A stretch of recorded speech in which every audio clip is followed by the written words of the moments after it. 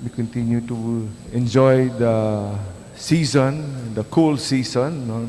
Napakaganda at malamig, no? Itong panahon na to. Salamat sa Diyos.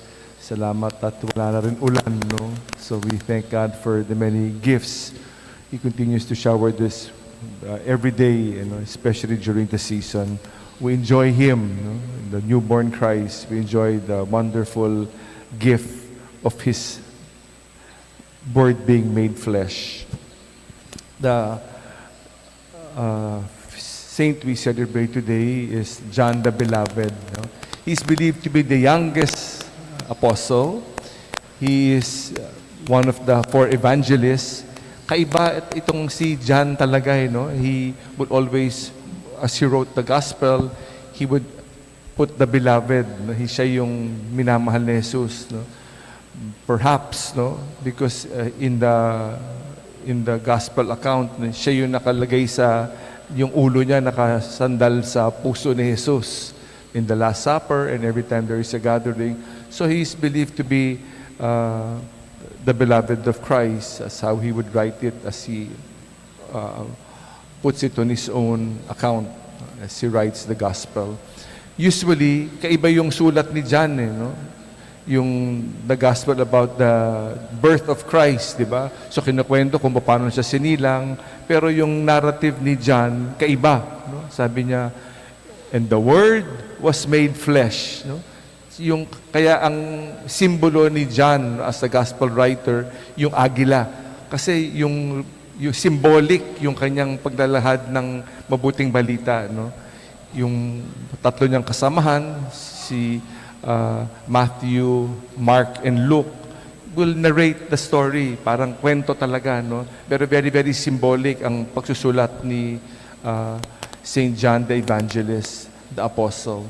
And we all know, si John is the one who was at the foot of the cross. Lahat, iniwan siya, puwera lang si John, together with the mother of Jesus. Kaya sa kanya binilin ang ating mahal na ina, kanyang ina, para maging ina, pag-alaga sa kanya, at to symbolize all of us also na kapiling natin ating mahal na ina. So he's very special. Also, he was the only martyr, he was only the apostle who was not martyred. Lahat pula. Pag paglilibang natin ng apostles, laging pula, pwera lang si John the Beloved. That is why we wear white. So every time we celebrate that, we remember the martyrdoms of all the 11 other apostles of Jesus.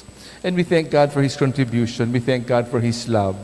And today, the gospel narrative is that of the resurrection scene, ang unang dumating sa kuweba kung saan nilibing si Jesus, to symbolize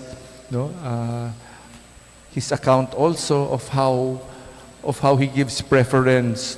Kahit na siya nauna, hindi siya pumasok, pinuuna niya yung kanyang namumuno sa kanila, si Pedro, at nung dumating na si Pedro, saka siya pumasok. So how wonderful this love is, how long this love of John the Beloved is. It is shared nung siya'y namumuhay na, at wala siyang, ang kwento niya tungkol kay Jesus, God is love.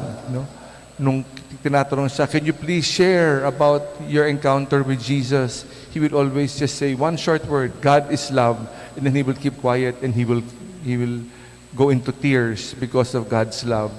Nag-uumapaw ang kanyang puso sa pagmamahal ng Diyos, kaya nga nasulat niya yung kanyang account of the gospel, the good news given to us. He was all God's love.